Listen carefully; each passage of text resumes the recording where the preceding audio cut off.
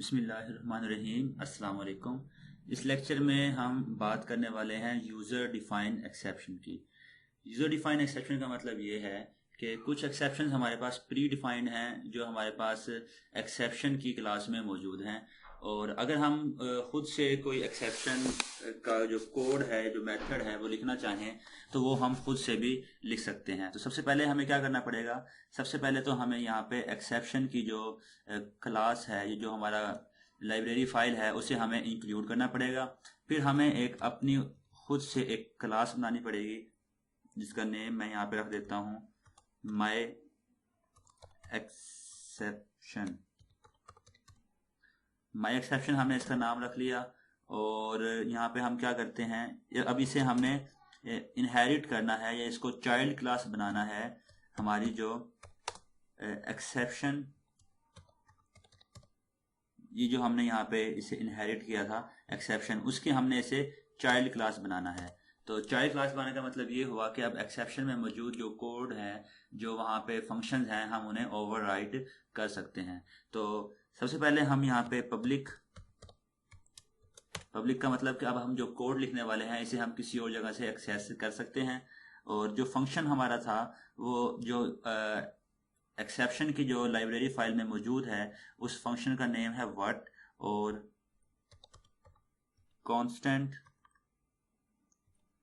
Constant character उसकी return type है,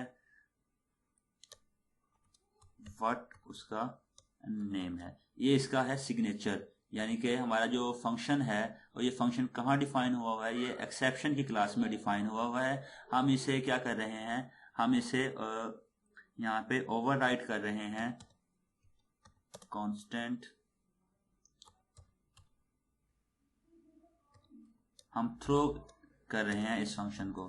यहाँ पे हमने करना क्या है, यहाँ पे हम वो कोड लिखेंगे जो हम ओवरराइड करना चाहते हैं। ये सिग्नेचर एज इट इज हमें यहाँ पे लिखना पड़ेगा, इसे हम चेंज नहीं कर सकते। और यहाँ पे आके फिर हमें वो कोड लिखना है जो हम चाहते हैं कि जब हम एक्सेप्शन को कॉल करें तो वो रन हो। तो यहाँ पे आके मैं लिख देता हूँ कि my exception code is working.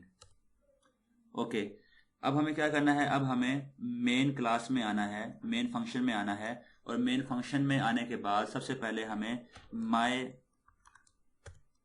My exception का एक ऑब्जेक्ट क्रिएट करना है। फिर हमें ट्राई के ब्लॉक में आना है, और ट्राई के ब्लॉक में आने के बाद हम यहाँ पे जो माई एक्सेप्शन का ब्लॉक, इसे थ्रो कर देते हैं, THROW, हम थ्रो कर देते हैं ऑब्जेक्ट को। ये जो हमने यहाँ पे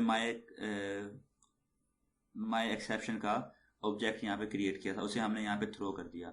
यहाँ पे हम कैच लिखेंगे, और कैच लिखने के बाद अब हमें हमारी जो एक्सेप्शन की असल क्लास है,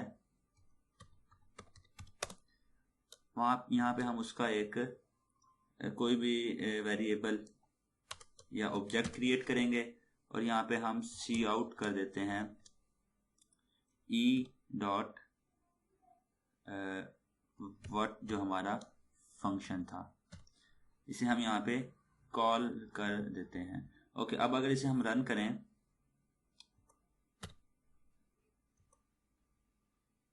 तो देखें यहाँ पे हमारे पास लिखा हुआ आ गया कि exception code is working, my exception code is working. ये यहाँ पे जो हमने स्टेटमेंट लिखी थी वो सेम स्टेटमेंट हमारे पास वहाँ पे लिखी हुई आ गई। तो इस तरह से हम डिफरेंट टाइप के जो हमारे एक्सेप्शंस हैं उन्हें हम ओवरराइड करके यूज़र डिफाइन एक्सेप्शंस बना सकते हैं। ये था हमारा आज का लेक्चर। मिलते हैं नेक्स्ट लेक्चर में, तब तक के लिए अल्लाह हाफिज़।